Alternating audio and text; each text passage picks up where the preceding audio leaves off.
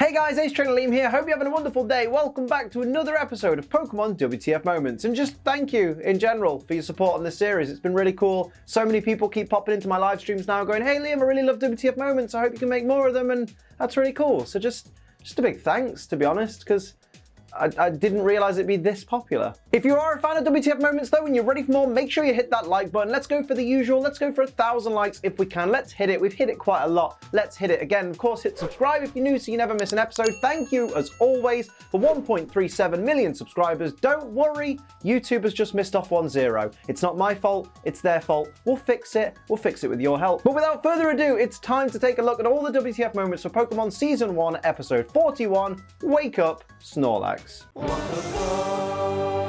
Our episode starts with, oh no, a hippie. Great. He calls Ash and friends children of the universe. Come on, as if this guy knows anything about the universe. Do one, mate. The hippie brings out his Poké-Flute, which, let's be real, isn't that special. It's just a recorder with a plastic Pokeball stuck on the end. But something seems a little bit fishy here, because the movement of his fingers on the Poké-Flute don't match up with the rhythm of the music that we're currently hearing. So he must be faking. Imagine being a dishonest hippie. After he finishes playing, he expects a handout of food from our heroes. Mate, that's not how it works. You can't just expect payment for something that people haven't agreed to partake in. That'd be like me asking for likes before you've even had a chance to watch the video. Make sure you hit that like button. Let's go for the usual. Let's go for 1,000 likes if we can. You know what? I actually don't see a problem here. Let's just move on. Direct quote from the baker. What's that? A customer? Yeah, mate, that's the funny thing about starting a business, is that eventually customers will start turning up. No idea why, it's very shocking if you ask me. I would pick fault with Misty's tears defying gravity, but that's pretty common in a lot of anime. It's kind of a style choice. Oh yeah, she's crying because the bakery is out of bread and because the grocer is out of vegetables and all that. Basically, there's no food in the town. I'm just saying though, for a town that apparently has no food, all the people these children are coming across seem to be pretty healthy. The chef at the restaurant can't cook anything because he has no ingredients. Suddenly sourcing your meat and produce from further afield doesn't seem so bad, eh? Fuck me, it's the world record for the tallest philtrum. That's the little groove between your nose and your top lip. It's no wonder he's grown that disgusting tash to cover it up. God, imagine him without it. So apparently this town's river has dried up and that's killed all the town's produce. This means that food is scarce, however, this guy's family apparently has food stores that will last quite a while. So while the rest of the town is suffering, this guy's just living it up in the lap of luxury.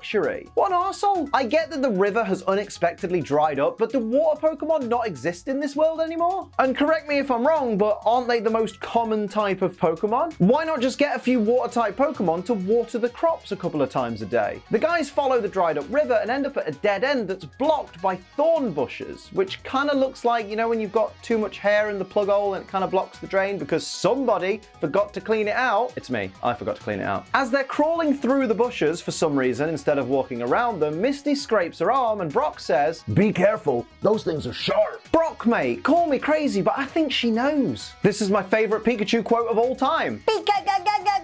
Only after they've gotten themselves stuck amongst the thorns and Misty's lost a bit of blood does Brock have the brilliant idea to send out their Pokemon to try and clear a path. Honestly, at the rate they're going, the town's never gonna see a scrap of food ever again. Hang about. Ash sent out Bulbasaur, Misty tried to send out Starmie, but Psyduck came out instead, but Brock didn't even try and send out a Pokemon after he suggested it. Brock, mate, why are you so goddamn lazy? You're always expecting other people to do the work for you. They arrive at a dried up spring and they see a sleeping Snorlax, and Ash exclaims, That's a Snorlax? Now you could argue that Ash hasn't been a trainer for very long and therefore may have never come across a Snorlax. You know, he may have never seen one. They were quite rare in Pokemon Red and Blue after all. Except that's all bollocks, because in episode 1 of this very anime, he literally had a giant Snorlax plush in his bedroom. Ash, mate, why are you pretending you've never seen one? According to Dexter, Snorlax wakes only to eat. But that's also bollocks, because we've all done battle with a Snorlax before, meaning that eating isn't the only thing that it does when it's awake. Dexter out here trying to fat shame poor Snorlax. Turns out Snorlax is blocking the stream and that's why the river won't flow. You'd have thought after 2 weeks with a dried up river, somebody would have walked upstream to kind of find the source of the problem. Is it too harsh to say that the townspeople kind of deserve to be hungry for being so incredibly lazy? The gang decide that they need to wake up Snorlax so they can get it to move out the way so that the river can flow again. And while Ash and Misty are yelling, Wake up, Snorlax! Brock's just there like, Wow, he's really big. Focus, Brock, focus. Brock suggests if they can't wake Snorlax up, then they'll have to move it, and so Ash, Misty and Brock try and pull Snorlax out of the way on their own, ignoring the fact that between them they have like 13 Pokemon at their disposal, including a giant frickin' Onix. Then they stand there flabbergasted at why the 1,000-pound Snorlax is so incredibly hard to move. I swear, if there were awards for stupidity, we'd be handing out so many today. Team Rocket turn up with a camera and microphone and start rambling on about how they're going to be the ones to wake up Snorlax.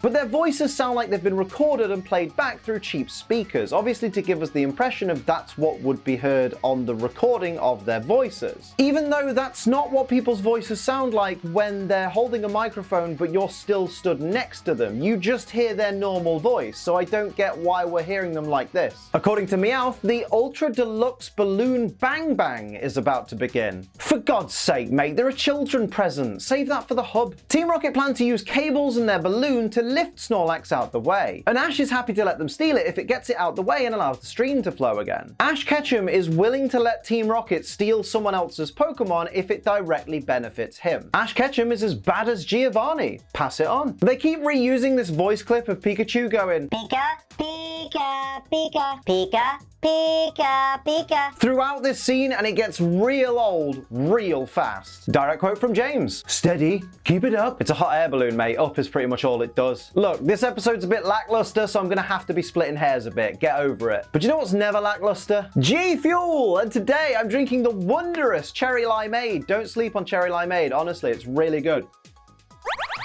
Oh, code ACE will get you money off. I don't know how much today because I don't know how soon I'm gonna have this video finished, but money off, at least 10%. Code ACE.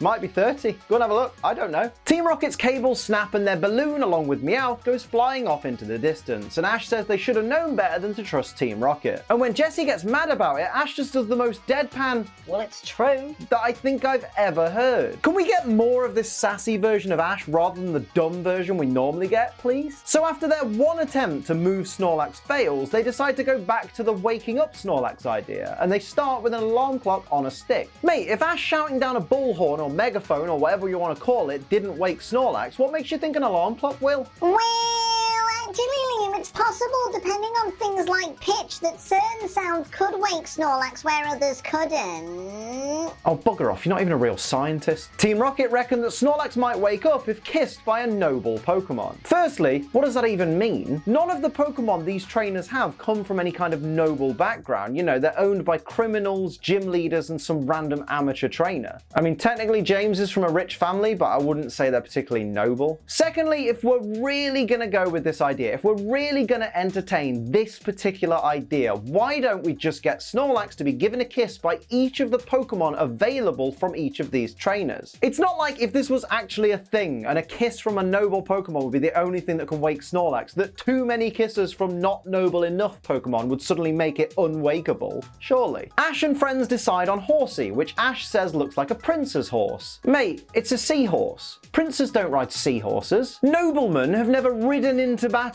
saddled up on a teeny tiny seahorse, have they?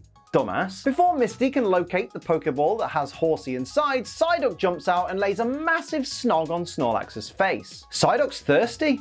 Pass it on. Misty once again hits an animal. She's just a horrible person. I don't know why you're like her. Ash and Brock wonder which Pokemon Team Rocket are gonna try. Why has Horsea lost its turn? It didn't even get a go. I thought it was supposed to be the most noble Pokemon. What happened to all that Prince's horse bollocks? Fucking hell, Horsea got done dirty. Direct quote from Ash when picturing Arbok and Weezing puckering their lips. Those lips would give me nightmares. Now, I had a joke for this, but I'm not gonna make it because it's actually very cruel. But I'm sure some of you probably know what I'm talking about. Team Rocket think having Meowth cosplay as a prince will somehow make him noble enough to wake Snorlax. But surely if there was some weird magic force that could tell if a person was noble enough to be able to wake someone with a kiss, that same force would be able to tell if you were actually noble or a cat in a costume, right? You're overthinking a kid's show. You're overthinking a kid's show. You're overthinking a kid's show.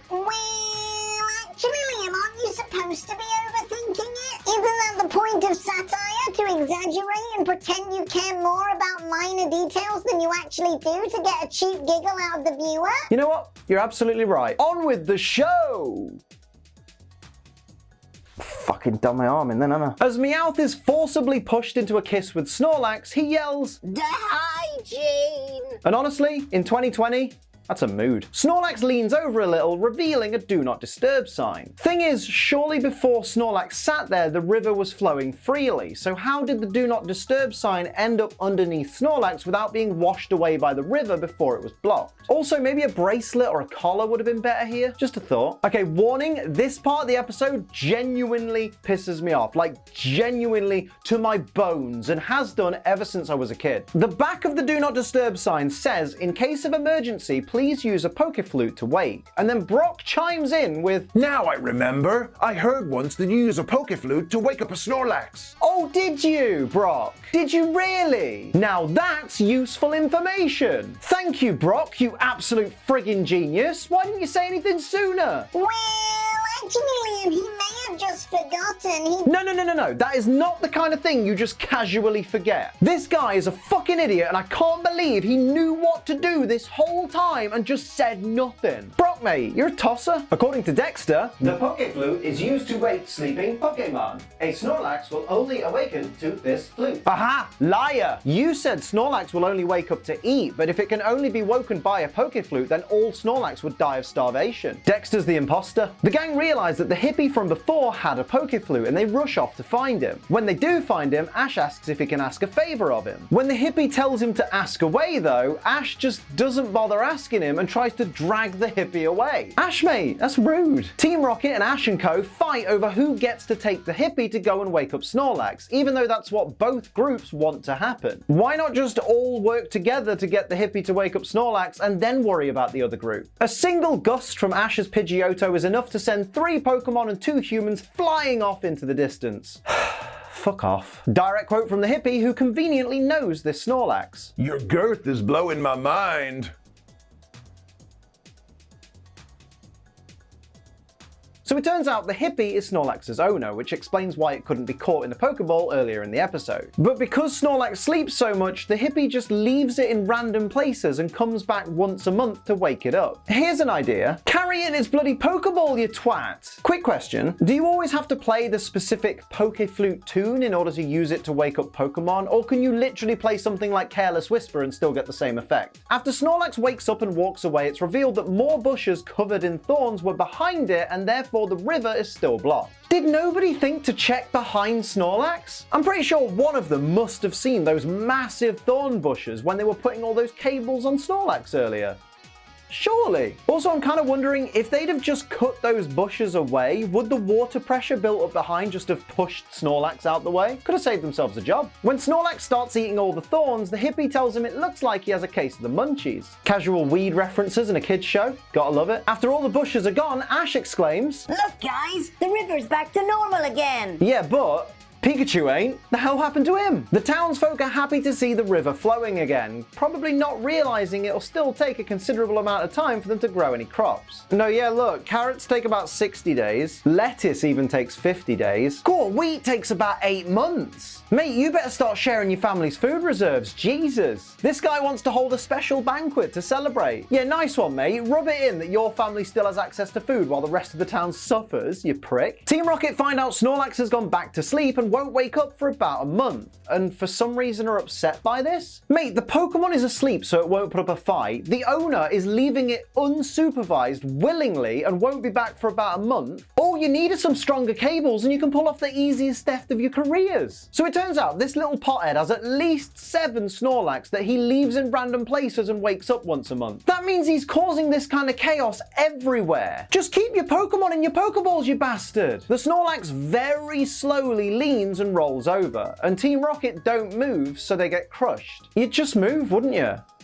Like, you'd just move. Dickheads. So those are my WTF moments for Pokemon Season 1, Episode 41, Wake Up Snorlax. Let me know your favorites and any that I missed down in the comments below. Don't forget to like, share, and subscribe. Head over to Twitch, become a subscriber over there if you want to support the channel. And of course, use code ACEMONEYOFFGFuel. But until next time, I'm Ace Trainer Liam.